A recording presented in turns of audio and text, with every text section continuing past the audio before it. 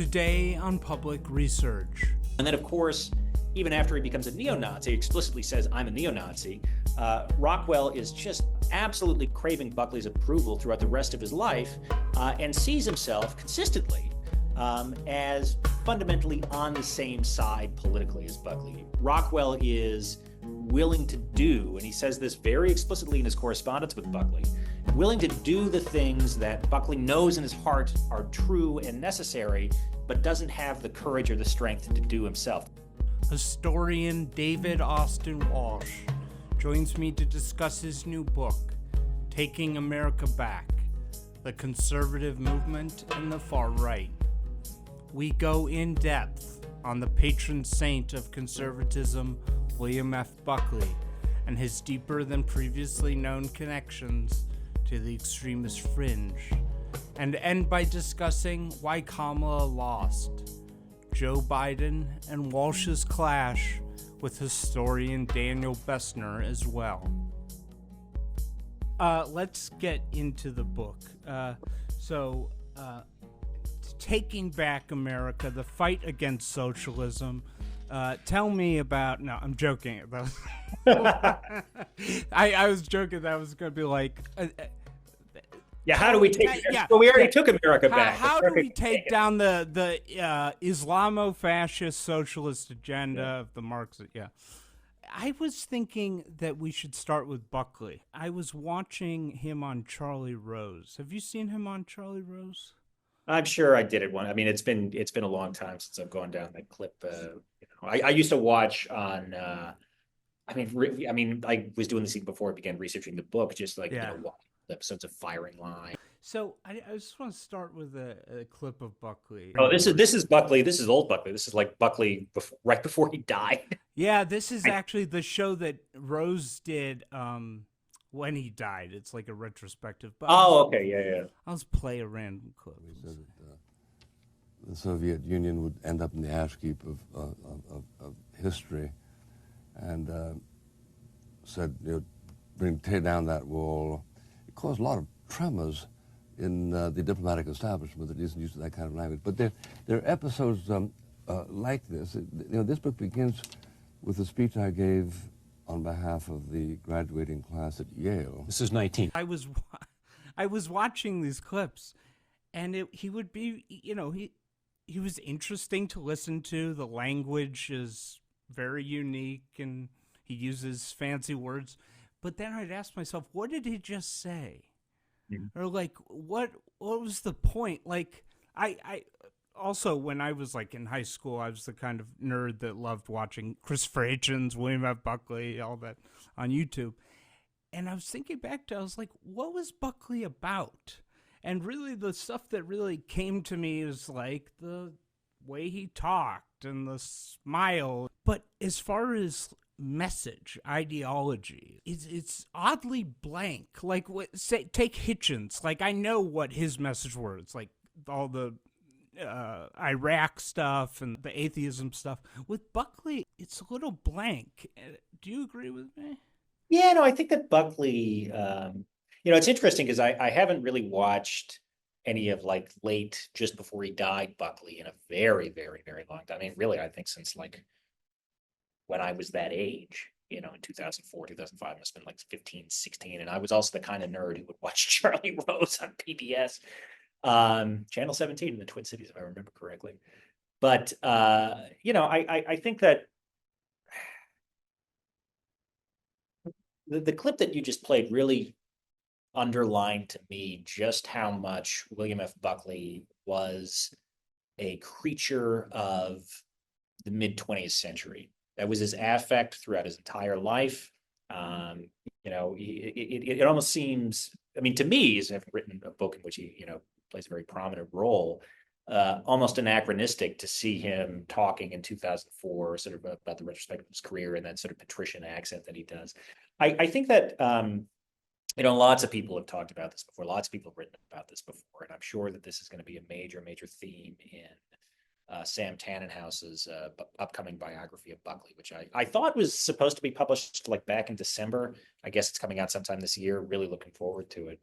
But Buckley I think ultimately the reason why he remains culturally important in American, I mean, within a very specific sort of slice of American arts and letters, is because he was kind of a blank slate upon which to project, because of his patrician affect, because of his undeniable charm and energy, um, you know, but but it was also very difficult to determine, and you really kind of had to read between the lines to figure out, exactly what he did sort of believe. This is a man of a lot of contradictions too. I mean, we're talking about a guy who, was, I don't want to say more responsible than anybody, but certainly was the sort of avatar of mid-century fusionist conservatism,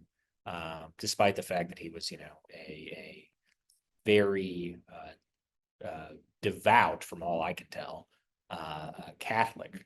And he was able to reconcile that in ways that a lot of other people weren't. I mean, his friend and brother-in-law, one-time brother-in-law, Brent Bozell, who took his Catholicism just as seriously as Buckley did, went in a very different, sort of explicitly anti-modernist, not just flirting with Francoism, but outright embracing its sort of political direction. Um, you know, Buckley, for I think a variety of reasons, did not feel compelled to go sort of that far. I think he was somebody who had good political instincts about what was possible to be on the right in the sort of context of American culture in the second half of the 20th century. That's also one of the reasons I think why Buckley, certainly earlier in his career, less so later on, was tremendously insecure. And I think he was insecure. And this is a point I don't really write about explicitly in the book, but just thinking about it. I mean, the book's been out for almost a year now, and I, wrote it over the course of, for basically 3 or 4 years. So I'm actually just kind of like reflecting and digesting some of the threads in the book that I, didn't really have time to explore, necessarily were able to explore fully. And one of the things I think is true, and you can see it in the book, although I don't write about this explicitly, is Buckley's tremendous insecurity, specifically about the kind of identity and reputation of the American right in the 40s, 50s, and 1960s. I mean, here's a guy who, in response to a college newspaper in their April Fool's issue, calling him a Nazi, and a very tongue-in-cheek, they like run a picture of Hitler with his name under it, and he threatens to sue them. Becomes very litigious, and there's a number of different other examples of Buckley's litigiousness around the Nazi stuff. I mean, I don't write about it in my book because it's been written about elsewhere, but he threatens to sue Gore Vidal after Vidal calls him a crypto-Nazi on the air and during the '68 DNC when they're on TV.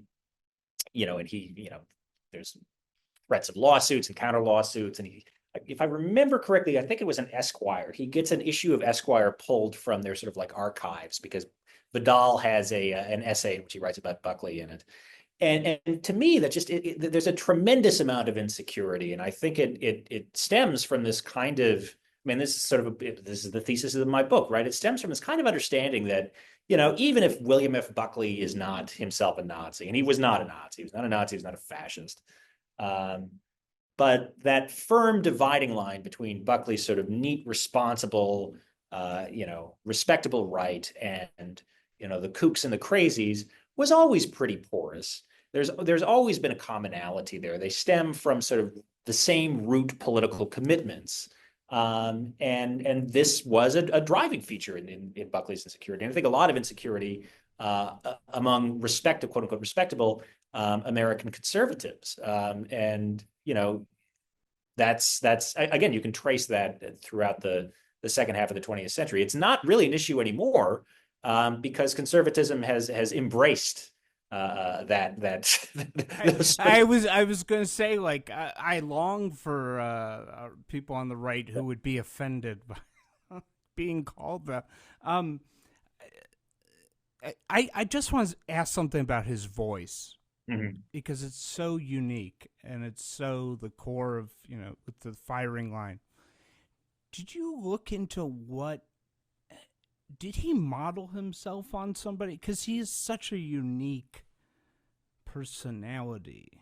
Well, that's a good question. I mean, have you ever seen um, Some Like It Hot? Yeah, when I With was very young, yeah. Yeah, with Tony Curtis and Yeah. Jack Lemmon and Marilyn Monroe. And Tony Curtis is one of the plot lines is he's impersonating this like a millionaire in Tampa to impress Marilyn Monroe undercover. And the movie's made in 19 it's set in the 20s. The movie's made in 1959, and he's obviously just doing a Cary Grant impression.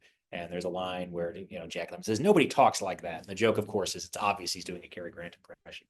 And Cary Grant talked like that because he was English. His birth name was Archibald Leach. But he, spent a lot of time in the States before making it big in Hollywood. So he had the kind of, transatlantic accent that you could either acquire through this sort of like hybrid of British and American accents or English and American accents. Or supposedly, it was taught in boarding schools among the patricians in New England. I mean, Roosevelt, FDR famously had kind of that twang. You can hear it a little bit. Right. Kennedy stuff. I think that for Buckley, because he grew up, it's interesting. Buckley's family was sort of nouveau riche in the strict sense of the term, much the same way the Kennedys were, right? So his dad becomes a multimillionaire in the early part of the 20th century because he's an investor in sort of Texas and Mexican oil. That's why he speaks Spanish, that's how the Buckley family makes their fortune, and then they become these sorts of New England establishment types. But like the Kennedys, they're Catholic, which sort of puts them already at odds with the sort of old WASP establishment. So I've always, and again, I'm curious to see how Tannenhouse frames this, but I've always been under the impression that Buckley, almost self-consciously, tried to adopt the affects and mannerisms of the white Anglo-Saxon Protestant sort of ascendancy, in part because he was at some fundamental level an outsider there as an Irish Catholic. I mean, what's interesting is, and this is again a thread from the research for the book that I was never really able to pick up on, and to my knowledge, nobody's ever really written about this, but Buckley again is from an Irish Catholic family, and so you have. What's really interesting in his personal correspondence is with members of his extended family is that there are some who are genuinely sympathetic to Sinn Féin, genuinely sympathetic to the IRA. And William F. Buckley, who is the sort of most politically prominent and influential of all of them, is an Anglophile who is a staunch defender of the British Empire. Writes fanfic infamously. I'm always fond of bringing this up. His 1974 novel "Saving the Queen," in which a very thinly disguised version of himself has sex with the Queen of England. So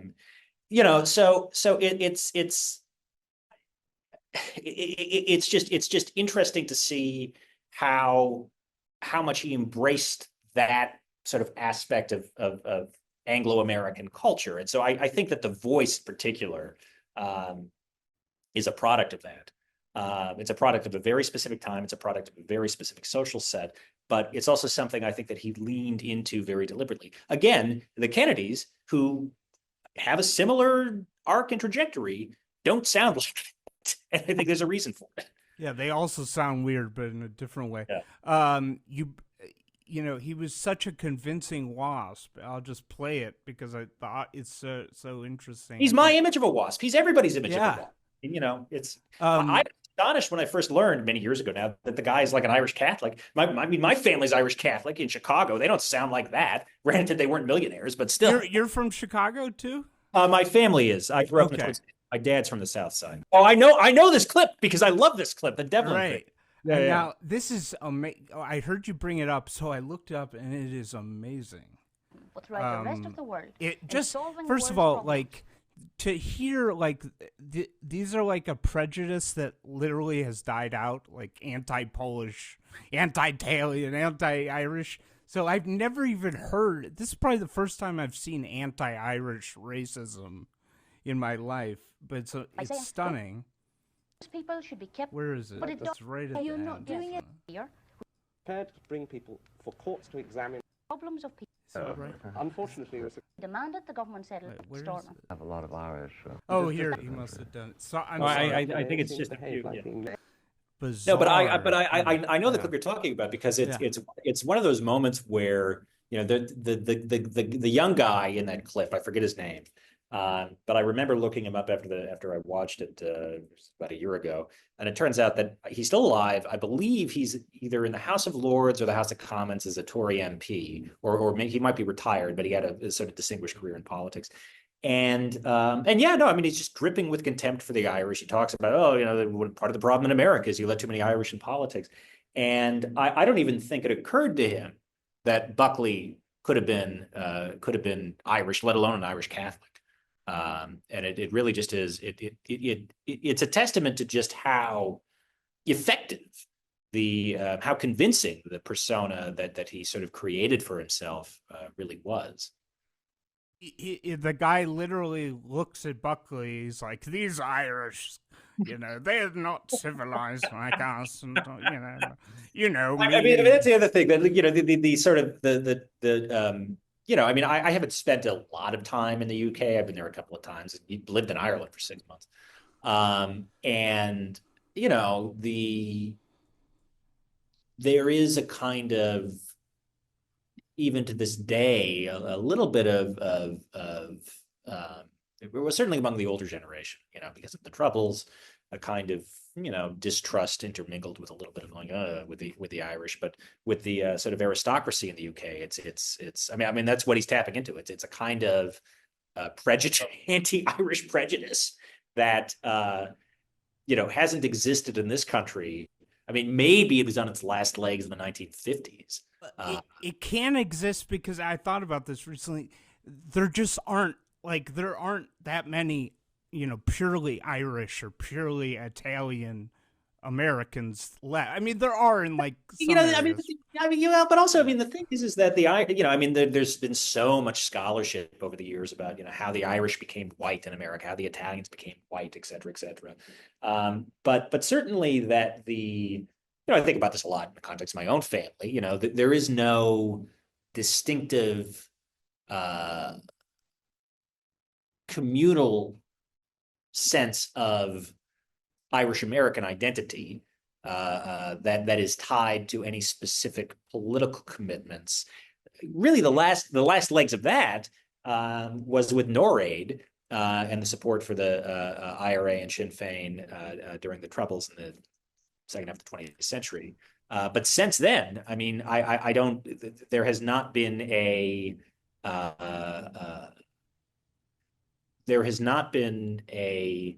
political issue that has really been a sort of focal point of ethnic organizing among Irish Americans. The same is true with Italians.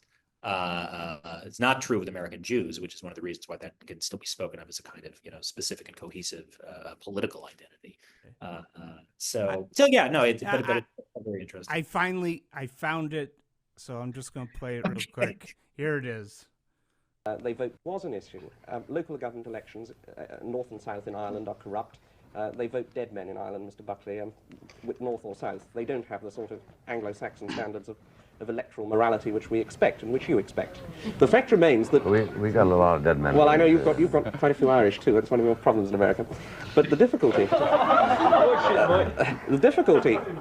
the difficulty is, Miss Devlin, that law and order. And you're saying we've got to have law and who? Sorry, yeah. I love the reason why I love that clip so much is that you could just see on Buckley's face, just like, wait a minute. For probably the first time in my life, I am being, my people are being dismissed in this sort of high-handed racist fashion, which is just it's remarkable. It's also just so bizarre. Like, for looking at today, they look the same, and he's like, "Look at this barbarian." It's like nobody can tell the difference except for accent. What are you? Speaking, when I was living in Ireland, I was living in Dublin, but I went up to Belfast, Northern Ireland a few times, and I've said this before, somewhat tongue in cheek, but look, as an American, as a white American growing up in the Midwest, I was aware of, especially as I got older, but even we're all aware of it at a very early age in America, where the dividing lines are in American society, and more like overwhelmingly they're along racial lines. So the idea that you can have interracial conflict or interethnic conflict between people who based around skin color is very, very intuitive for Americans of all backgrounds, right? Because that's the way that American society is structured. So it is unusual. It is, frankly, it's somewhat jarring as an American to go to another country where there is a deep and long-standing history of ethnic and religious conflict between two groups of people that, from an outsider's perspective, and once you actually get into the details, then you can see where the fault lines are, but from an outsider's perspective, are almost completely identical, who have similar, look the same, who have similar accents, who have similar cultural traits, except for specific religious practices that, in a largely secularized America, I was living in Ireland 15 years ago, in a largely secularized America, even with the influence of evangelical Christianity, just were not. It was very bizarre, and so I think that you can see in sort of Buckley's reaction to that, just he's confronting an ethnic conflict, an interreligious conflict that he's very clearly aligned with one side on. But there's that sort of almost moment of doubt that registers on his face where, oh, this is actually not operating the way that I assume these types of conflicts work. And I am being coded in one way by, these British aristocrats that is actually at odds with my own perception of my social identity. Because very clearly he's like, oh, I'm an Irish Catholic, but I'm not, like a radical socialist like this Bernadette Devlin woman. But anyway, Well, so you might be willing to accept Protestants, but I'll never live next to a Lutheran, and I'll tell you. I grew up in Minnesota, so I didn't have that choice. But so I interviewed. Do you know Spencer Sunshine? Yeah, a little bit. I know his work, and I've corresponded with him before. It seems like a really sharp guy, but I don't know him personally. He's a great guy. He wrote a book about Siege. Did you see that? Yeah. Which is this neo-Nazi terror Bible by this guy named James Mason. And I asked him a question when I interviewed him because it scares me, and I'm going to ask you the same question. Among GOP staffers in Congress under the age of 35, do you think more have read Siege or any book by Russell Kirk or William F. Buckley? That's a hard question to answer, and I would say, well, one, I can't comment on Siege specifically because I'm not the scholar of Mason that Spencer is. What I would say is this, that I don't think that, I wrote about this about 7 or 8 months ago in the New York Times, and it was in response to that video that the Trump campaign put out. It was the Unified Reich thing. Where there was a video where they, had like newspaper headlines like Trump ushers in Unified Reich, and supposedly the CYA message from the campaign was, oh well, we meant like the Second Reich, the Kaiser Reich. I thought that was actually not intended. It was like Turkish. It was actually in the original thing. Anyways, it doesn't matter. Go. Well, the thing is that you see. Right. You see that pattern pretty consistently throughout the past right. several years among conservative staffers. I mean, there was the Nathan Hochman getting kicked off the DeSantis campaign for creating his own internet memes that trafficked in sort of neo-Nazi imagery. So I think that I saw yesterday that the John Birch Society retweeted some account that was saying that everybody needs to read Revillo Oliver's Education of a Conservative, as the guide to understanding America of the 21st century. And my response to that was, well, this is kind of funny because if you've actually read that book, which I have, the explicit thesis of it is that the John Birch Society is a waste of time and we should all become neo-Nazis instead. But so I think that the broader question here is I don't even necessarily want to say conservatives, how are people on the right who are entering into positions of influence within formal politics becoming politicized? Historically, or at least the story that the right always told, or the story that the conservative movement always told about itself, is that people were reading Buckley and Kirk and becoming politicized in college, often in response to the depredations of the radical left, et cetera, et cetera, et cetera. And that was always too neat of a story in the first place. I get into this in the book. My friend Lauren Lasab Shepard wrote a really, really great book. We did a book event a few months ago, actually, a joint book event. She wrote a great book called Resistance from the Right, which is sort of a history of right-wing campus organizing during the Vietnam War, and the sort of broad coalition that emerged on the right, which ended up being how a lot of future Republican leaders, people like Gingrich and others, cut their teeth in. Ralph Reed. Yeah, exactly. Jack Abramoff. So, but even if that story was always a little bit too neat, there was nevertheless something there, and to this day, there still remain. I was just walking around the UVA campus the other day and seeing posters for something called the Blue Ridge Center, which is hosting all of these discussion groups on, like Russell Kirk and Buckley and other sort of, traditional conservative topics. And, my impression is, and I can only give you my impression because I'm not a journalist anymore. And even when I wasn't, talking to GOP staffers all that frequently. But I've been to the National Conservatism Conference a few times. I try to at least a little bit of a finger on the pulse of that world. And I certainly don't think that Kirk and Buckley and, the other sort of, James Burnham, the other traditional, well, Burnham's a special case. Maybe we can bracket that.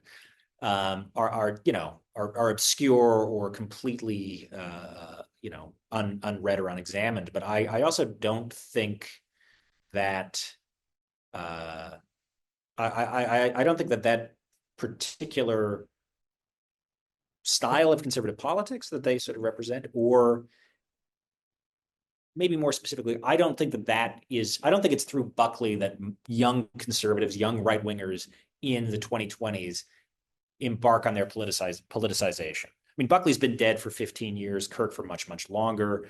It stands to reason that, when you think about it, when people radicalize on the left these days, sometimes it's through encountering Marx, and often you have to go back to Marx to go through that pathway. But realistically, they're getting radicalized through consuming more recent content, and then sort of working their way back. They're not reading Susan Sontag. Yeah, exactly. Exactly. Yeah. But gun to your head, you would say Siege, because I would definitely say that more of them have read Siege. If my life was on the line, I would say gun to my head. I would say that probably more staffers in 2024, read white nationalist publications than go back to the greatest hits at National Review. I think that's true. So one thing you brought to light I didn't know about, and I thought I knew this topic pretty well, and it's shocking, is the friendships that Buckley had with neo-Nazis. It's crazy.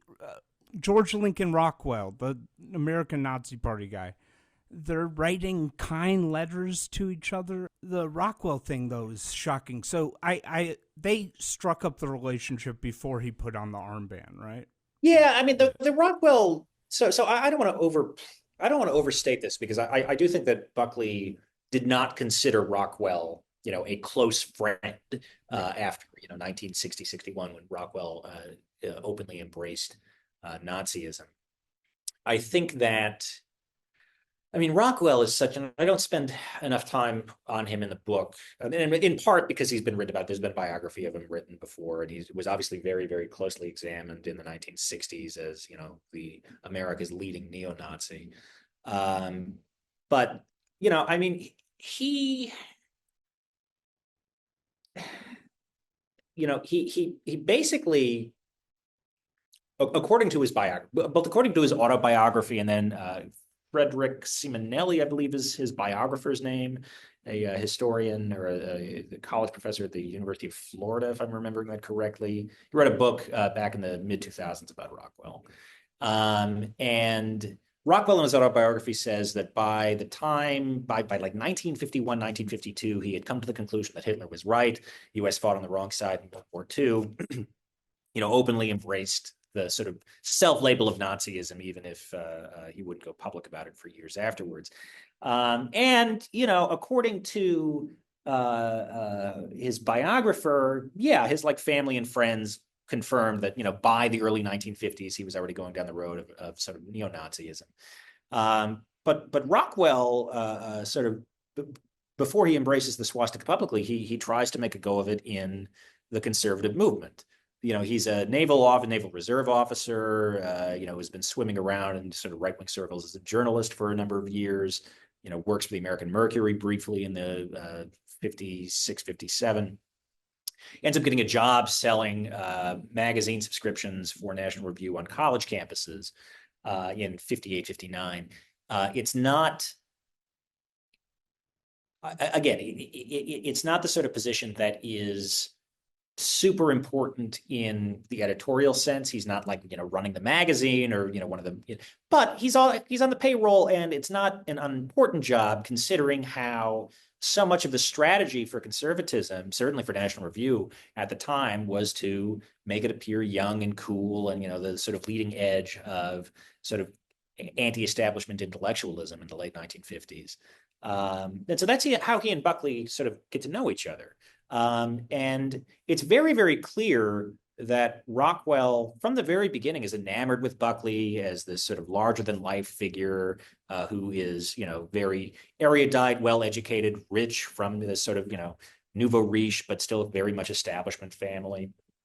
And there's a kind of, again, you can see this in all of Buckley's, I'm just going to embrace the armchair psychoanalysis here.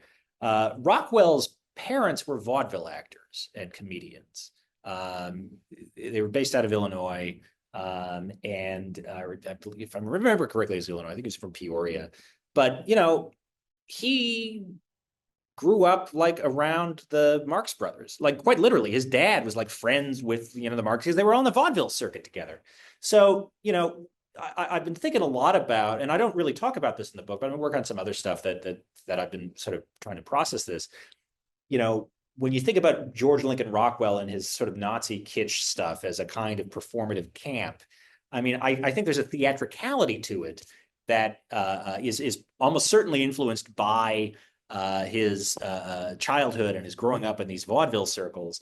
And you can see how a guy like that would be attracted to Buckley, on some level, because of Buckley's sort of very deliberate theatricality, his performative intellectualism, that sort of thing. So I think that's what kind of brought the two together.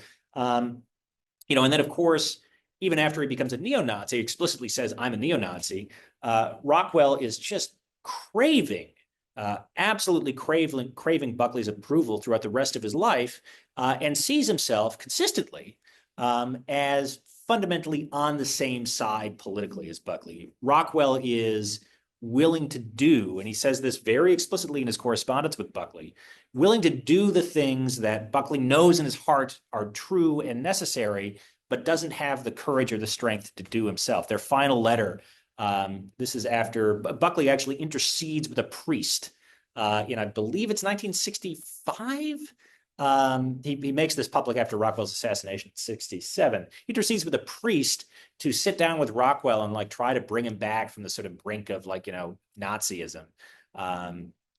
And Rockwell writes him a letter saying, "Oh, thank you for telling Father Curtis or whatever the guy's name was to come and speak with me. It was very clarifying what we agree with and what we don't, but blah blah blah blah blah. But just know that while I'm out on the street on the barricades, I'm fighting for you and for all of you. Like I mean, he almost paints himself like a Christ-like figure. I am bearing the burdens of." The violence and public recrimination in a way that is necessary for our side to succeed. And again, so again, it's not a friendship per se, but there's a kinship that I think Rockwell certainly recognizes and says very explicitly in their correspondence that I think deeply unnerved Buckley. It's funny. In part because it's playing to his insecurities that we already discussed about this sort of broader sort of right-wing nexus. It's funny if you look at the current Nazi Nick Fuentes, and he's hard to listen to, believe me. But even the stuff I've subjected myself to, the Christ complex, it's just constant. I'm being persecuted like Christ. It's interesting. So when he writes that to Buckley, how is Buckley responding in the letters? Is he? Buckley's responding pretty forcefully, saying, this is your I don't consider us to be I really wish that you would backpedal away from this stuff. So again, I mean Yeah. But what's interesting though is so Rockwell. The sort of crush on Rockwell as in Buckley is very much one-sided, but there are many other figures who are, in sort of the realm of the neo-Nazis that Buckley has a more cordial relationship with. Number one being Revillo Oliver, who was a classics professor at the University of Illinois, was the book review editor at National Review in the 1950s. He and Buckley have a falling out at the end of the 50s because of Oliver's anti-Semitism, and he's also writing for a magazine that Buckley says is, sort of verboten. You can't be a National Review editor and write for, I believe it was the American Mercury. It might have been Common Sense. But what's interesting is that despite the rift between them, Buckley is very conscious of trying to sort of mend and salvage that friendship. I mean, they really liked each other. Their correspondences throughout the 1950s is incredibly warm. They're very similar, weird accents. Yeah. But also, I mean, it's funny. There's a book that was published anonymously in 1959 called the John Hope Frank Letters. And there's been a lot of speculation about who wrote this book because it was the sort of direct model that William Luther Pierce, who becomes one of Rockwell's successors and sort of vying for the leadership of the American Nazi movement, uses as the basis for the Turner Diaries. It's the same exact kind of gimmick of this kind of memoir of a revolutionary, who overthrows the U.S. government. John Hope Franklin Letters is a little bit different in that it's not, the system or whatever it is that Pierce says in the Turner Diaries. They're basically the UN, the communists under the aegis of the UN take over the U.S. government. This leads to the creation of a militia movement that eventually overthrows the communists. And on July 4th, 1976, they retake America. They take the White House back. And there's a lot of other stuff that goes on that maybe we could talk about in that book. But there's been some speculation that Revillo Oliver was the author of the John Hope Franklin Letters because he's the one who suggested to Pierce that he used that as a template for the Turner Diaries, what becomes the Turner Diaries. I don't actually think that's true, though. I don't think that Oliver wrote it because it just doesn't sound like him. Oliver was very much an academic, very much, I mean, he was a linguist by training, apparently a very distinguished Sanskrit scholar of Sanskrit in his day.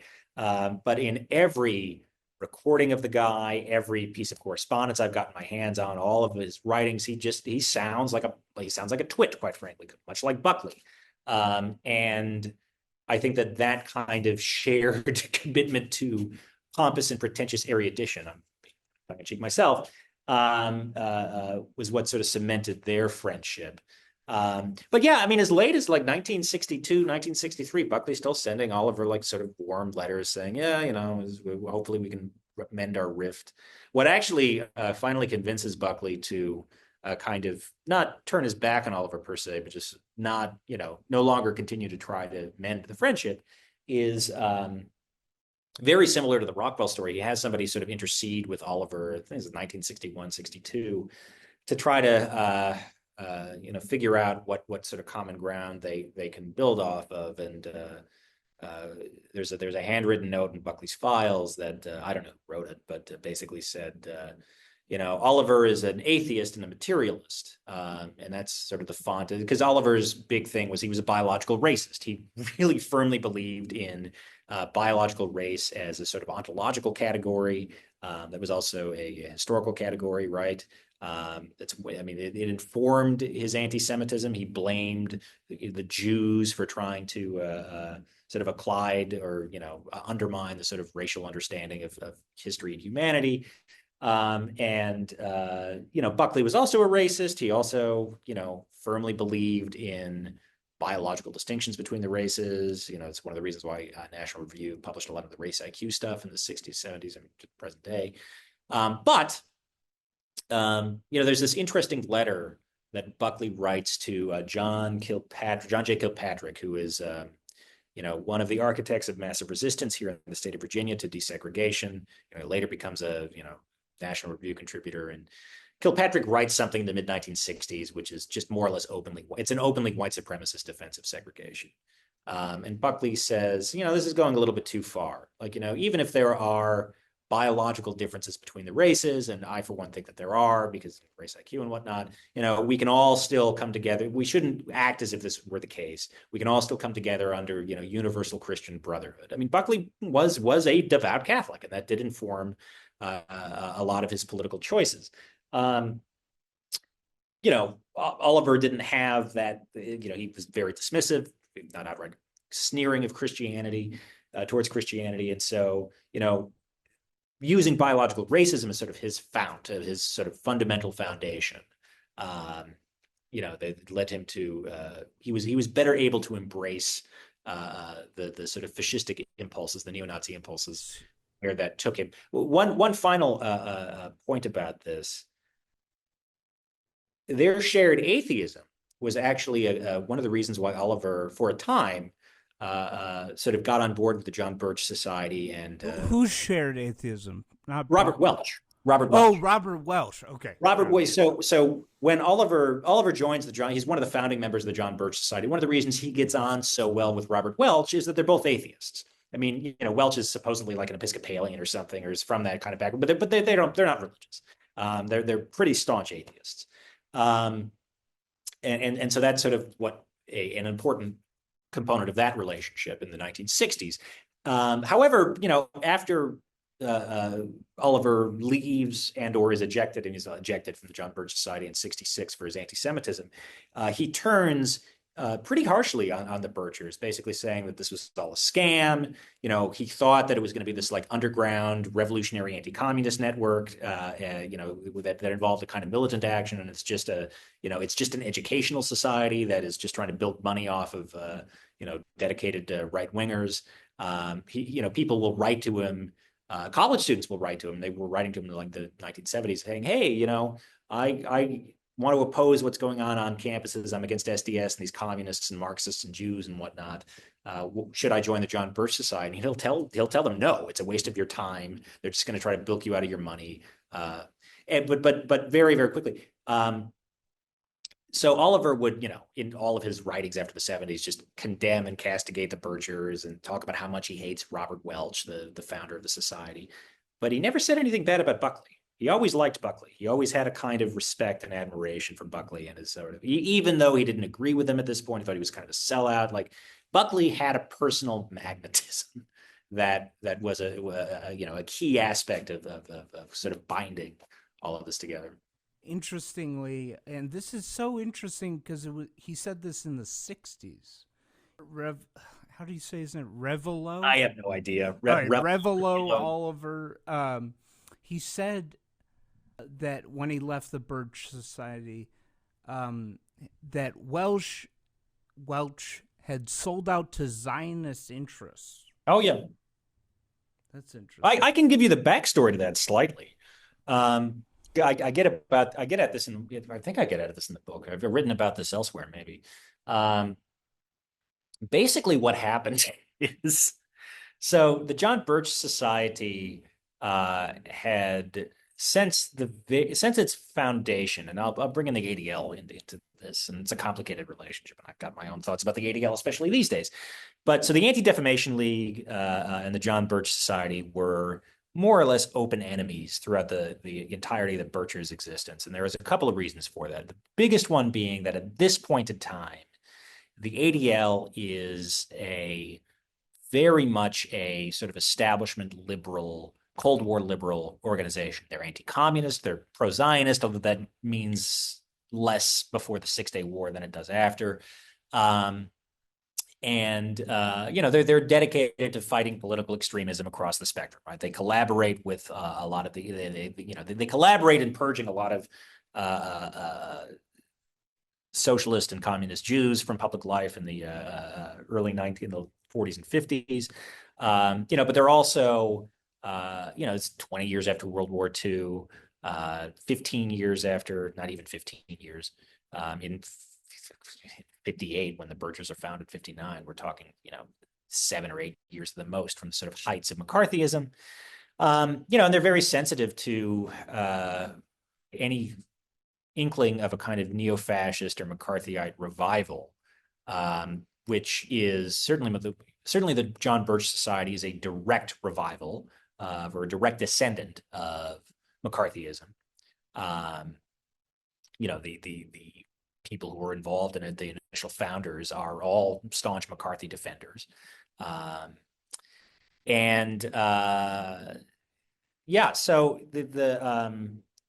the ADL keeps very close tabs on the John Birch Society throughout the early 1960s. Writes a lot of reports, drums up a lot of negative media coverage around the Birchers. So there is this sort of very mutual enmity between the Birch Society and the ADL. And by 1966, this is becoming a sufficient enough problem for the Birchers that they try to do some damage control about it. Now, I should add that there's no evidence to suggest that Robert Welch himself, the Birch founder, was personally anti-Semitic or even necessarily all that much of a racist at the end of the day. His biographers have sort of, critical biographers, I should say, have sort of emphasized that he really was. He really did seem to believe in an ecumenical vision for his anti-communist political movement. It just so happened to, be based on sort of political cross currents that were themselves intensely racist and anti-Semitic. So by 1966, the Birchers are aware that this is enough of a damaging issue for them that they need to do some damage control. So they organize a group called the Jewish Society of Americanists. It's led by this guy named Sam Blumenfeld. Blumenfeld's an interesting character because he joins the John Birch Society in 1962, was an editor at Viking Press in New York. I don't know exactly what he was doing for them, and I think he's just, a line editor. But he joins the John Birch Society in 1962 because he agrees with their stance on Algeria. He's a Francophile. And I don't know why, but he's very, very interested in French politics and very committed to French victory in the Algerian War. And so takes this very badly when de Gaulle signs the Evian Accords granting Algerian independence. And you can actually see this. I mean, if you read the Birch literature from the time, it's interesting. They're like, cheering on de Gaulle in 58 or 59 when he comes to power because very explicitly, they assume that he's going to be another Franco. He's going to be this like anti-communist dictator in France who is going to do what's necessary to win the Algerian War and purge the communists from public life. And then by 62, it's like, oh, we were wrong. De Gaulle's a communist. So that's Blumenfeld's sort of background. So he becomes the kind of public face of, the Jewish membership of the John Birch Society, which is not extensive. Jewish Society of Americanists is, I believe, only a quarter Jewish in its membership, but it is their front organization. It's their public facing, like, we're not anti-Semites, we have Jewish blacks for Trump. Yeah. I mean, they're strategic about this with black members of the Birch Society too. I mean, George Schuyler, who is a right-wing African-American journalist, is often, touted on their speaker circuit. If you watch the film strip Anarchy USA, which is their expose of how the civil rights movement is a communist plot, they're very, very careful and very, very deliberate to highlight black anti-communist voices. This guy Leonard Patterson, who's a public speaker in that film strip. He was a black member of the CPUSA who moved to the right, and he's actually an interesting character in and of himself because in that film strip, he talks about it like, I was sent to the Lenin School in the 30s and, was trained to be, all of that's true. He was a black communist who was sent to the Lenin School, who was studied in Moscow in the 30s. And one of the reasons why he left the party is that he got sick of the racism from white members of the Communist Party. There's a book about black communists in the Soviet Union that I read, which mentions him, where basically he and a couple of the other black communists go to the Russians and say, "Hey, you got to do something about all the racist shit that we're taking from these white Southerners who are also on this like goodwill tour." The politics are complicated, but yeah. So Blumen. Mm-hmm. Oh, sorry. So. No, I don't want to cut you off, but So Oliver's basically like, you got bought off by the ADL. Yeah. So basically, what happens is Blumenfeld goes to Blumenfeld goes to Welch in 1966 and says, "Look, I think Oliver had just made a speech where he like alludes to like the Jewish conspiracy against the United States, and he's on, he's one of the founders. He's a big deal in the organization." Blumenfeld goes to Welch and says, "Look, at this point, it's either him or me. You gotta choose whether or not you're gonna actually take this, anti-Semitic stuff seriously, or I'm gone." And only then does Welch, and they come up with a story about how Oliver is resigning for his own personal reasons, but only then does Welch take action against. And to be fair, Welch is aware, and this is something similar that happens with Buckley when he does the, again, quote unquote, purge of right wingers and kooks and nuts, within his own organizations. Welch is aware that, and he says to Blumenfeld, if we kick out Oliver, if we kick out his allies in the organization, we could have the organization collapse because so many of our members, so many good, decent, patriotic members of the John Birch Society share his views. I don't personally, but a lot of people do, and we need to create as broad a tent as possible. But eventually, Oliver leaves. The organization doesn't collapse, and Oliver continues to sort of slide down to the most radical elements of the far right. So, do you know who Mae Brussel is? That name sounds familiar. Okay. Mae Brussel was this left-wing radio. She did a radio show, and she was like a left-wing, kind of sort of conspiracy, JFK, Watergate. She's like one of the rare conspiracy peoples where there's no like dark. She's like, she's good-hearted, pro-civil rights. And she did this radio show from like 1970 to her death in 1988. She talked about Revelo giving wild speeches like, we need to kill all the Jews. Like, he really goes off the deep end, right? Well, he says something because he says this stuff in his columns for the Birch magazine too. He says stuff like, it's a good thing that the white race is so civilized because we have the capacity to just kill all non-white people in the world. And it's a testament to our beneficence that we don't. In the speech, so I'm remembering that. So the very specific catalyst for his what gets him kicked out of the Birch Society is he gives a speech at a Birch rally. It's not an official Birch rally, but it's a de facto one, called the Rally for God, Country, and Freedom. It happens every year in Boston.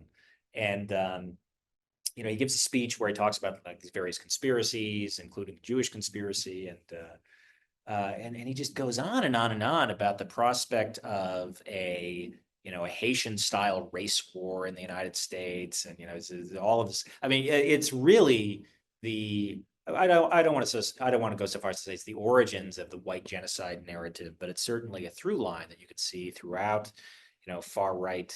I mean, the idea of some kind of like racial suicide has been Civil a very War, yeah. powerful imaginary among white supremacists of various political stripes. I mean, dating back over a century at this point. And you can really, really see that in Oliver. It's wild that he's saying that at a point where the country is 90% white. That's so weird. Well, I mean, the thing is that I always say this to my students, that, you have to contextualize that with global geopolitics. I mean, Buckley too, for that matter, although he doesn't put it in these quite like so genocidal terms. But what is motivating a lot of these anxieties, what's motivating this belief that the civil rights movement is part of this broader international conspiracy, is a real concern that, the white race is a minority in the world. And up until the 1960s, you had most of the world controlled by the European colonial empires.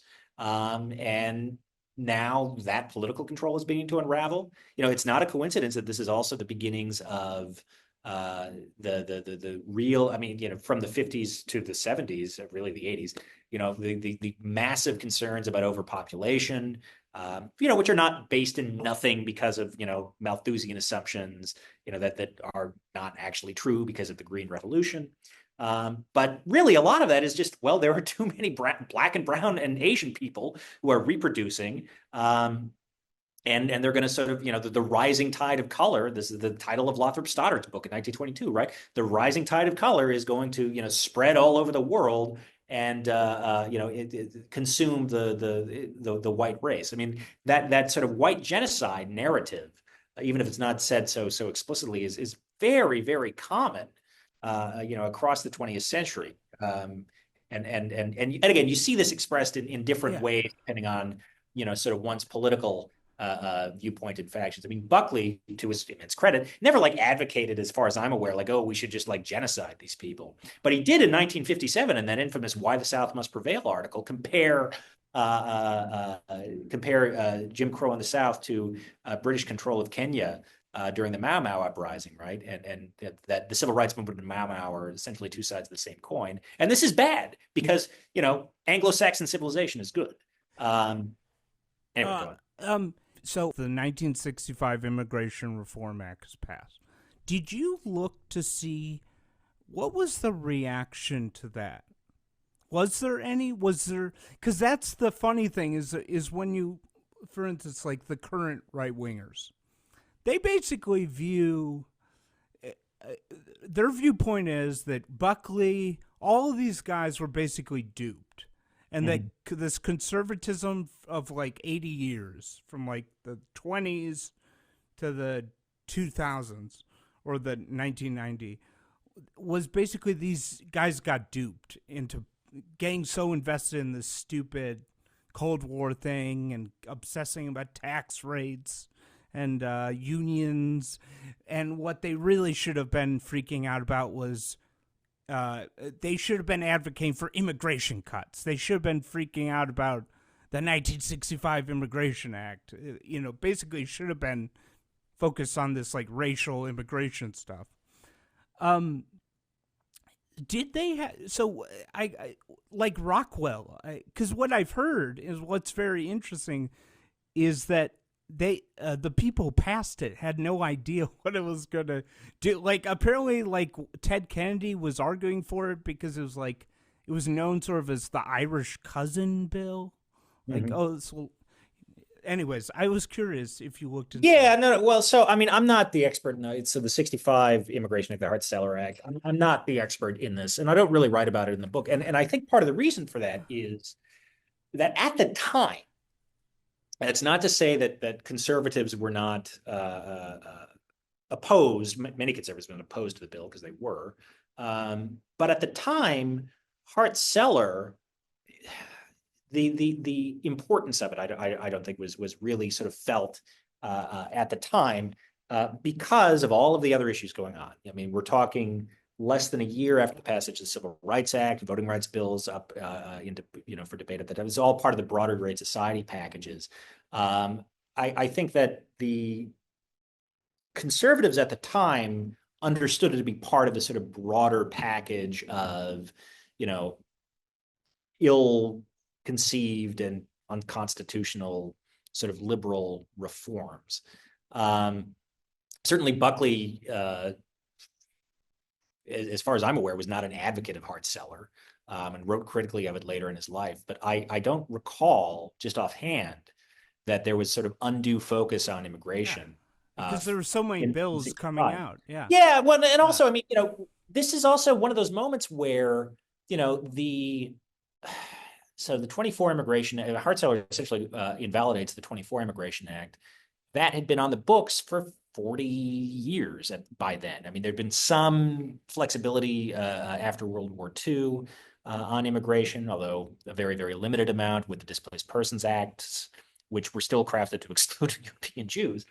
And I mean, to your point about Ted Kennedy,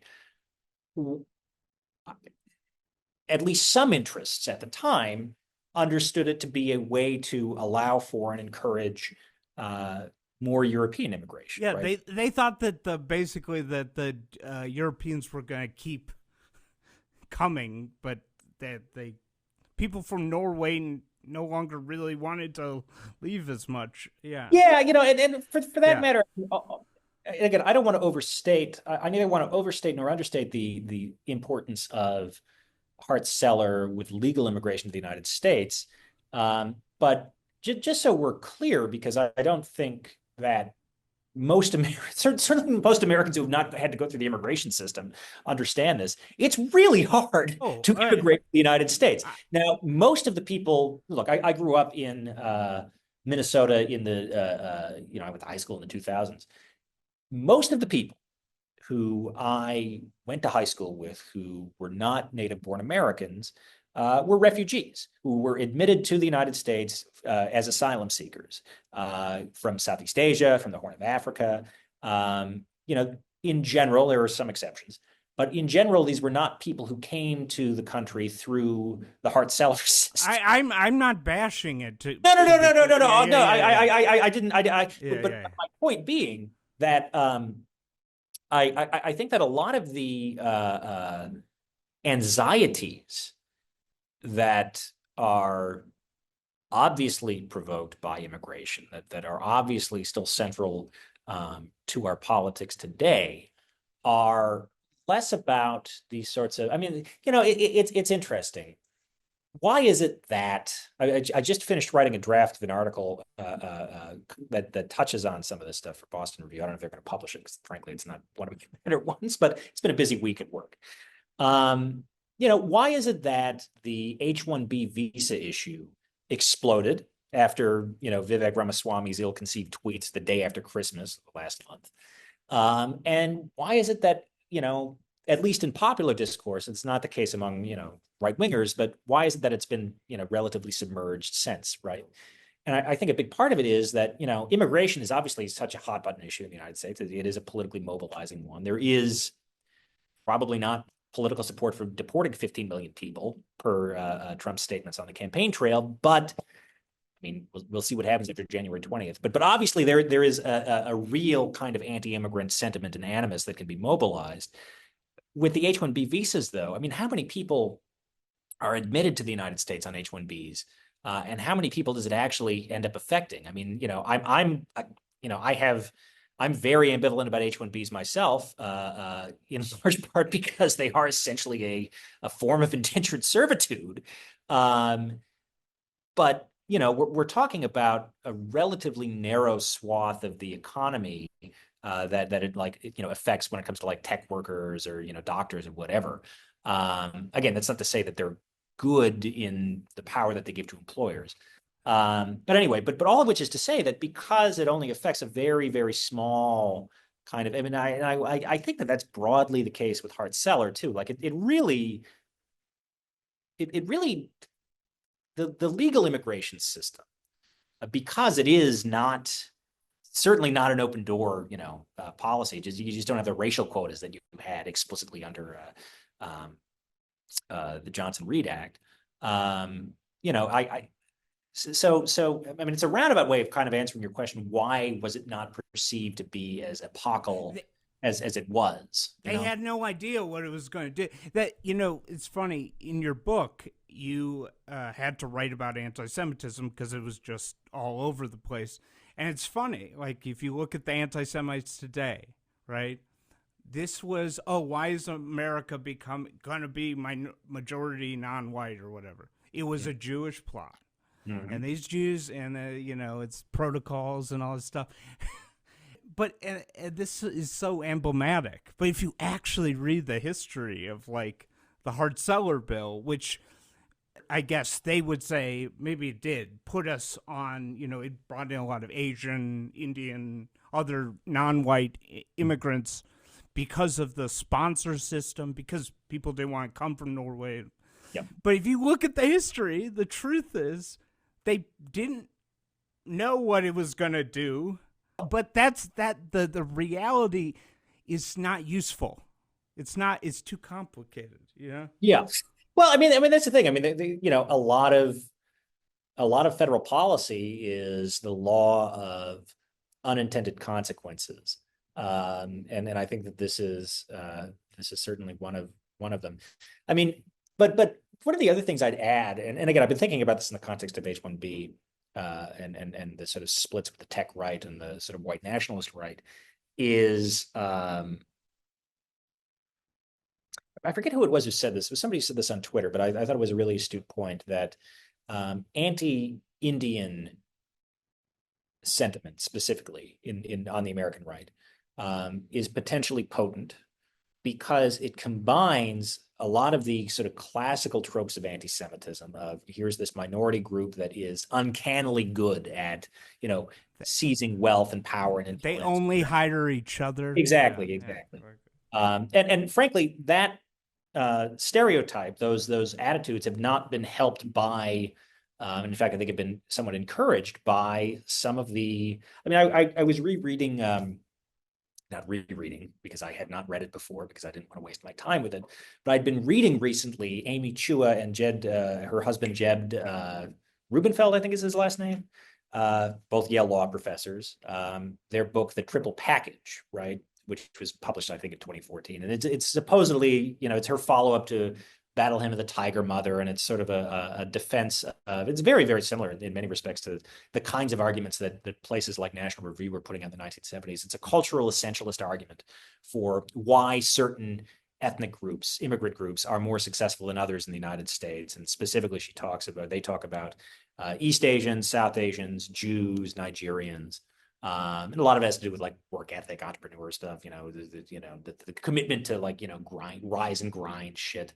But I do think that the original point was that anti-Indian sentiment combines those sort of classical tropes of anti-Semitism with elements of anti-Black racism, because South Asians are not coded as white, even though they're not coded as Black necessarily, but they're not coded as white in sort of American racial hierarchy.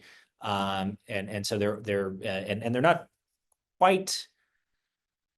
I mean, this is where American racial hierarchy gets very messy and complicated and complex, because you have this sort of model minority narrative about East Asian immigrants, which kind of can apply to South Asian immigrants, kind of can apply to American Jews as well. Usually, but even then, the model minority stuff is usually posited as, well, this explains why Black people are inferior. So it's a mess. But you can see how that can congeal into new, potentially politically influential territory. Of course, what I think is not going to happen.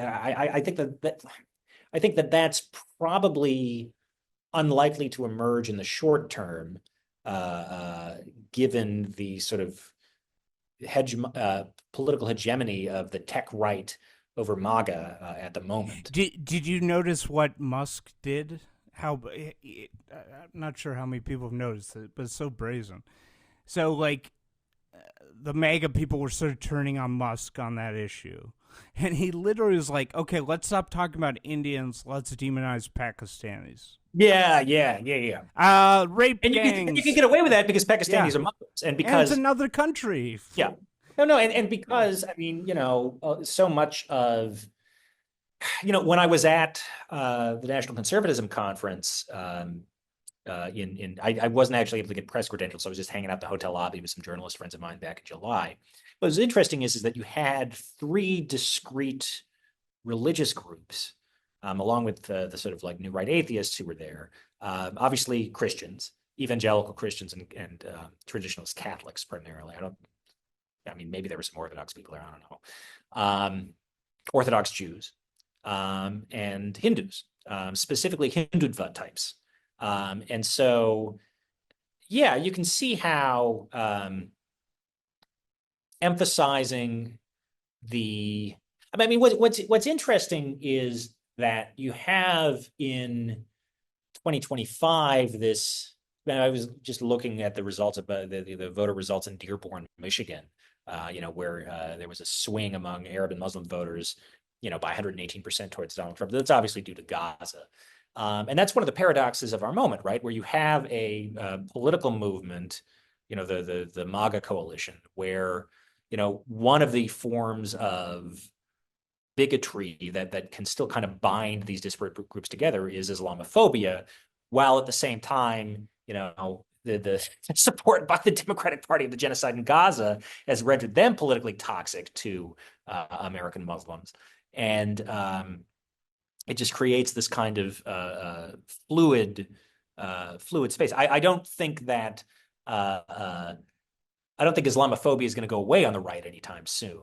But I suppose if they were being strategic, they might do some rethinking about this. I can't resist because I was listening to one of you on Majority Report before the election, and you thought that Trump was going to lose. Yeah, I was wrong. I just can't. No. What did you make of Kamala?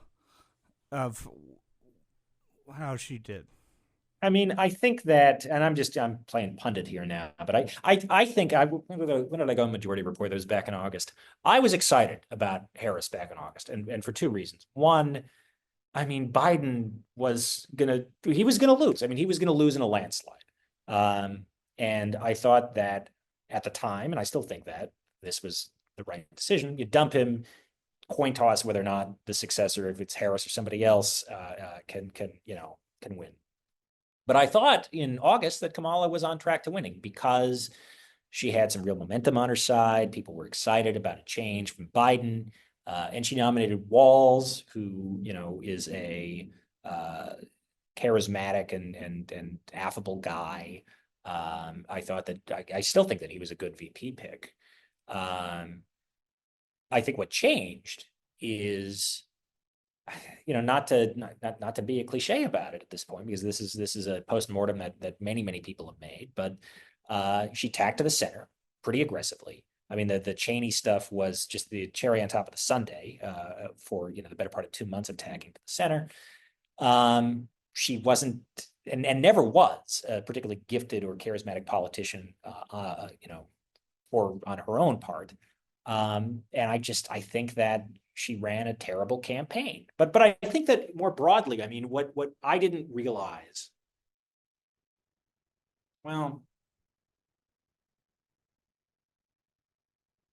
I have been struggling with this issue all year, for the past year, about, the morality of supporting the incumbent administration in light of Gaza. And I remember saying, and I took flack online for saying this back in April of last year, I don't know that I can vote for Joe Biden after the cops, the riot cops coming out and beating protesters on the Columbia campus.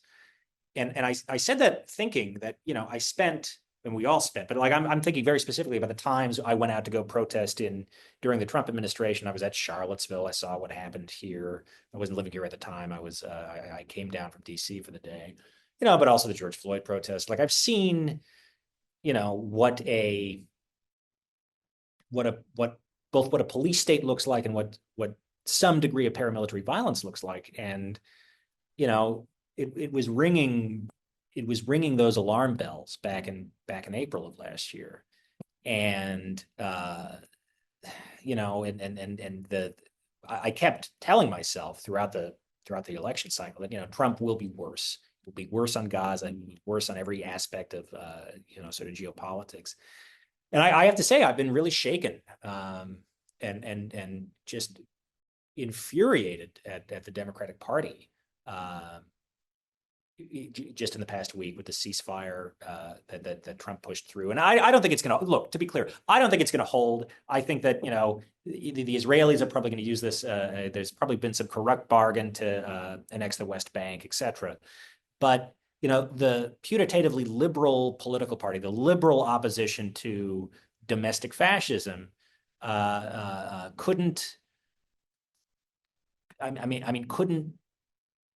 do the right thing, which would also have been politically beneficial to them, and make some kind of policy change, make some kind of course correction that would have at least signaled some kind of commitment to listening to the party's base. And I think what happened is that didn't happen. There were other mistakes that were made. And I've been reading some of the statistics from the election, and it does seem to me, and I need to, there's some counter arguments to this, but it does seem that a significant, maybe even the decisive factor in Trump's victory was that a lot of people who voted for Biden back in 2020 just stayed home in 2024 for a variety of reasons, but one of them being, a dissatisfaction, anger at the sort of failures of American liberalism in the past 4 years. I mean, it's a broader conversation, but I think. Yeah, go on. 2 points. One is that's probably true, but then you also have that complicating factor of this Latino African American swinging and even like legal immigrants. Apparently, there was a significant some kind of swing towards Trump. And like what's behind that? I remember, and I'm not trying to rag on Majority Report. I listen to it all the time, but I remember at the closing stretch, listening to Majority Report, and Emma Vigeland was laughing at these trans ads, like, oh, they're idiots. Now in New York, if I'm watching the Mets game, every other ad is Kamala Harris supports transgender surgeries in prisons. Why are they doubling down on this? The trans stuff, there's no evidence that it works electorally. It's also, of course, hateful. But trans people are such a significant minority in this country, and I think that's what underscores it. But this is not a motivating issue for voters. That's the thing that I am amazed by and amused by, that they're actually going back to this well, because it's been proven that it's not motivating for people. And I remember thinking, well, they're putting like $300 million, like some huge amount behind these ads. Like, I'm pretty sure they have some kind of focus tested results that are indicating that this stuff, and I know it does work. So, but anyways, but that was one thing with Biden. I wonder what you think. It's coming out now, like the Pentagon people would show up for meetings and some aide would come up and be like, he's not having a good day. Yeah. He can't do the job today. So of course Netanyahu could play him because he was so old. But it also, I was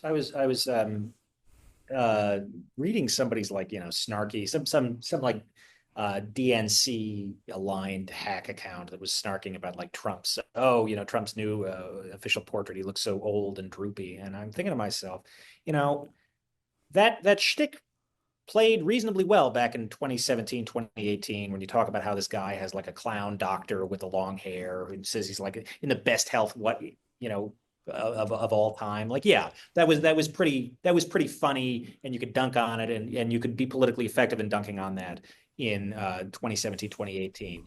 But you can't do that now. You can't do that in 2025 when the entire Democratic Party establishment has basically gaslit the American people for at least a year, probably longer, about the mental and physical health of the president of the United States. When you are the party of we are not Trump, we are not corrupt, we are not fascist, we're not genocidaires, et cetera, and most of the actions you've taken, at least in the past 2 years, if not longer, have not actually demonstrated that. Then you've blown all of your moral and political credibility. And this is it's one of the things where I've always been frustrated by the discourse around the death of expertise, which has been circulating really ever since 2016, and very, very seldomly, this happens occasionally, but very seldomly will the people who are sort of enmeshed in that discourse say, well, is there a reason why people don't trust experts? Is there a reason? One of the things that I keep going back to, I'm obviously not like an anti-vaxxer or like, Fauci is like a war criminal, whatever the fuck they say. But one of the things I remember, and I talk about this with my wife a lot because she's very, she's not a COVID maximalist in the sense that she's, she'll go, but she masks very aggressively in public spaces, which I think is, I don't, but I understand why she does. But I remember when the CDC was basically lying to us, said, don't buy masks. It won't, prevent the spread of COVID back in the early stages of the pandemic. And then it turned out the reason why that was the message, even though most medical professionals knew otherwise, is because they were afraid of provoking panic buying. And they needed to, keep masks for the hospitals, which I guess makes sense. But there's a price that is paid when you are, sort of even if you think your motivations are good. In this case, I do actually understand the point, but there's a political price to be paid, a price to be paid in your credibility when you do stuff like that. And that's a microcosm of, I think, the larger problem, which is the sort of just incredible lack of credibility of the Democratic Party right now. And the thing is, I think that it's not that people, certainly the people I know who voted for Trump, it's not that people necessarily trust Trump or trust the Republican Party. But it's not the Republican Party's brand to say that they are the ones who aren't lying. Kamala didn't offer anything. Do you remember her selling point? It was I don't actually. No. It was my opportunity economy agenda. So what would you do day one? Day one, it's going to be about, one, implementing my plan for what I call an opportunity economy. I've already laid out a number of proposals in that regard. Yeah. And I said at the time, it was bizarre. I said, that sounds like a line from a Uber lobbyist in D.C. Mm-hmm. And then it came out that an Uber lobbyist named Tony West who's the brother-in-law of Kamala, was actually running the campaign. It's like, with this automation, it's so scary. Imagine like being an Uber driver with kids and you're watching Waymo, the terror. And like, it's so clear that Democrats should aggressively be saying, we're not ever going to be talking about cutting entitlements. You know what we're going to be talking about? Expanding the social safety net, okay? Because, like, people shouldn't have to live in terror of, like, we're going to need a bigger social safety net, and that she offered nothing. And, like... Yeah, I mean, the thing is, I know that... look, Sean O'Brien, the president of the Teamsters, got a lot of shit over, the better part of 6 months for his, political positioning. And I don't agree with a lot of what he's done. That's not my place to say. I'm not a Teamster. I'm come from a union family, but we're not Teamsters. I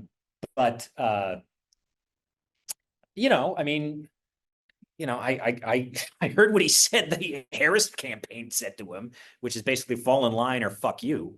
And we're not going to even get to answer your questions about, what we will do for you. And I'm thinking, I wasn't in the room there. But I have been, when I was in grad school, I would go, it was very, the rarefied atmosphere of Princeton in like 2015.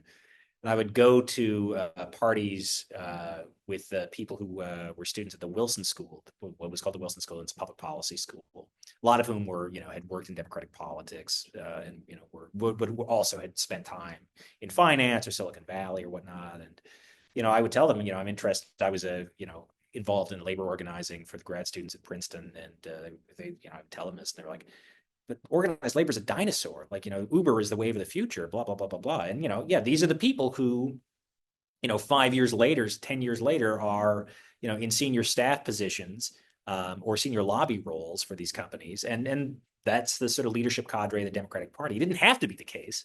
People, they could have not, not to go down this rabbit hole, but, they could have not basically coordinated in 2020 to defeat Bernie, in which case we would, I think, be living in a very different world. I think politics is actually pretty simple. It's a simple question. If I vote for you, what do I get?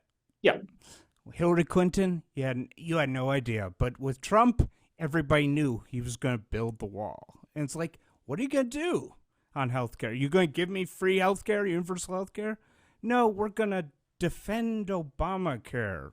Mm-hmm. So we're just cool with the status quo, Oh yeah, anyway, people. One of the other factors that we haven't really talked about, and this is the other big structural thing, and I think that this is probably the most important explanation for 2020 or 2024 is inflation, price gouging, and that's a global phenomenon. It's an aftershock. I was saying this to my wife the other day. We're both the same age, so we graduated from college, 2009, 2010, or 2010, 2011. But we're very much of that age where dealing with the post-recession economy and the long-term unemployment and, bad job prospects of that, it's this sort of millennial plight, right? And, we're still feeling the shock effects and the after effects of that, even 15, 20 years later. And the pandemic, I think, is one of those other, and, politically, it took a couple of years for the real long-term effects of the recession to be felt. I think Trump is one of them, right? The COVID pandemic and the supply shocks, it really was one of those world historical events that has a tremendous influence on global politics. And it's only been 4 years, right? And so we're still feeling those sort of after effects. I thought you were going to point to the social impact, because there seems to be a lot of data I'm seeing, and for obvious reasons, that, like, for instance, I saw the number of nightclubs in London went from 258 before in 2020. It's now, I could be wrong, it's now 56. Yeah. And people are spending way more time alone and I think, look, I'm not a pro, but the polycrisis framework, I think, does have usefulness in understanding this moment. And to your point, I remember people bringing this up in 2020, sort of comparing and contrasting to the Spanish flu pandemic in 1918, 1919, and why that didn't seem to really make much of a social or political impact. And, the sort of trite answer, which I think is still largely true, is, well, yeah, that happened right after World War I, during World War I, right? And during and after. So it sort of was collapsed into this broader sort of cataclysmic narrative in the late 1910s, early 1920s. But also, we have kind of memory hold the pandemic. It happened. COVID is still obviously around, but it hasn't seemed to have affected our cultural and artistic and whatnot moments. But the reality is, as you pointed out, it has had a tremendous impact on how people sort of behave and interact with each other. It's just not a part of our sort of common cultural memory. We memory hold the event, but not its effects. And what do lonely people get into these days? Getting almost religious about online, group, getting into conspiracy stuff. That's probably a factor.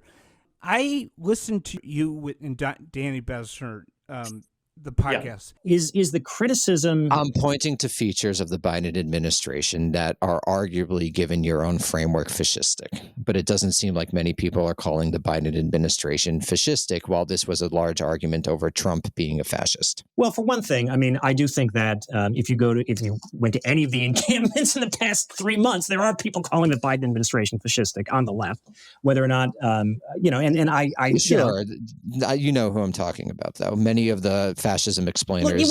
Look, because let's cut to the chase. Basically, the question is the problem American liberalism or not? I've said this repeatedly in our exchanges over the years. This is the question: is the problem American liberalism? Is that fundamentally precise? And could I actually make end? A claim that your book actually helped me clarify? Is that the exact period that you study, the 30s to the 60s, was the moment that American liberals were building the American state, the American bureaucracy, American institutions, building the American empire.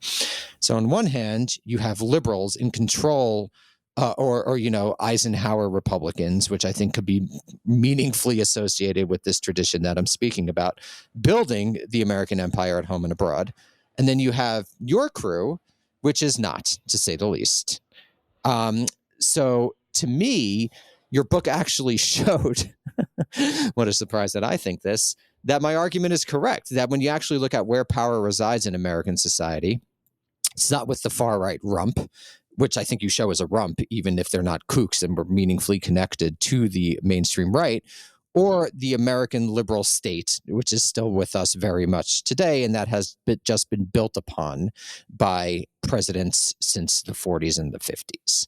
So one of the reasons I disagree very stringently with your characterization of the far right as a rump, even in this time period, if not beyond, is that category also applies to mainstream American conservatism. You don't have William F. Buckley, for instance, but I don't agree. You do have Vannevar Bush and people high. And I just wish I was in the room so I could have interrupted and said, guys, I know you're both super genius brains and you've read all these books, but it was very frustrating because it felt like you guys, it was so heated, but Bessner was not really saying, what did he have against you? Why was it so heated? What is the difference? Is it the fascism debate, or is it the fact? Is it because you're not I'm assuming you're not a Marxist? Is that the? So I think that.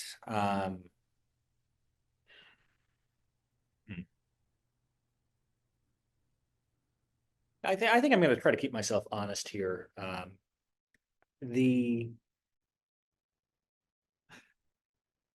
So you're right. I'm not a Marxist in the sense that that's the sort of lens of my work. That's not to say that I'm like an anti-Marxist or like I think that Marxist scholarship is incredibly useful and more often than not right. Not always, but more often than not. I think that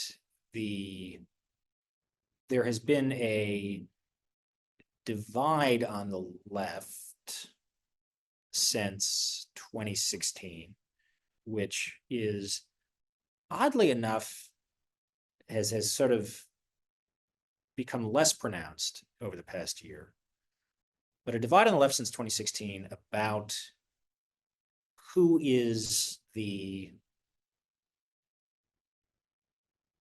my friend Mike Consowitz called it, who is the final boss that needs to be defeated? Is it the far right? Is it the fascists? Or is it liberalism?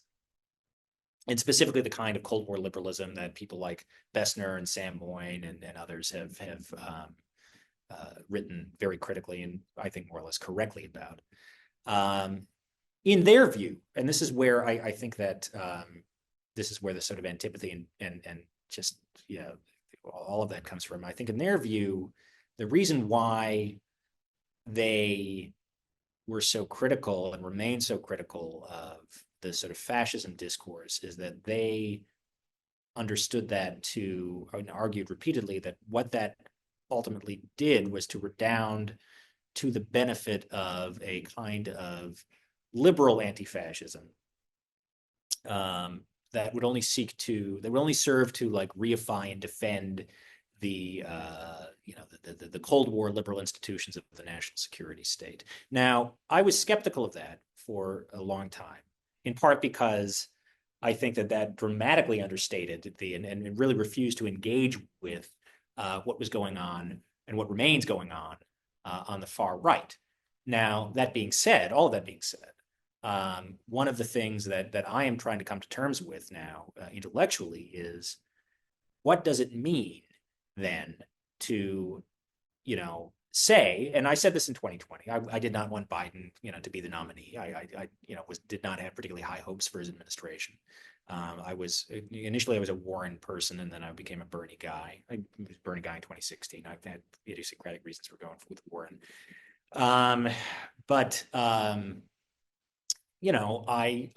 thought that, it was paramount to get Trump out of office and try to, move on from, turn the page on the sort of far right sort of moment of political hegemony in the United States. And I thought that Biden era liberalism was always going to be imperfect in that regard, but it was still better than the alternatives. And I have to say that, the Gaza war and the sort of unqualified support for the Gaza genocide has really caused me to reassess some of those beliefs, right? I mean, how can you claim to, how can I claim to think that, for pragmatic political reasons, you must, support the Democratic Party, even if you don't necessarily like it, because it's better than the sort of fascistic alternative, when this is also the party, effectively, of genocide. And that's yeah. I mean, I don't have a great answer to that. I think that, with some of my more argumentative colleagues who are in that sort of faction on the left, I mean, basically the answer is I'm, an idiot and a sucker, and, I need to, No, I disagree, because I was going to bring this up because I listened to the end of the Bessner interview, and it was sort of like you were sort of conceding, well, I guess I was wrong, and sort of Biden and Trump are equally fascist. And I think you referenced Biden and the encampments, which I was curious about, because wasn't that a governor decision? It was a governor decision, but I mean, the point that I'm remembering this, that's, right. Months ago when I recorded that podcast.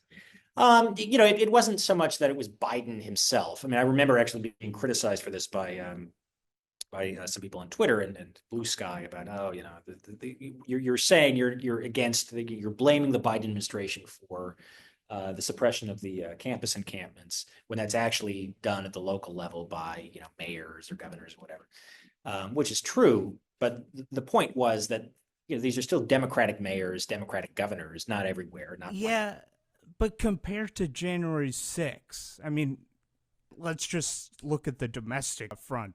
I don't think it's a strong case to say, Biden and Trump equal fascist threat. First of all, Biden's a corpse.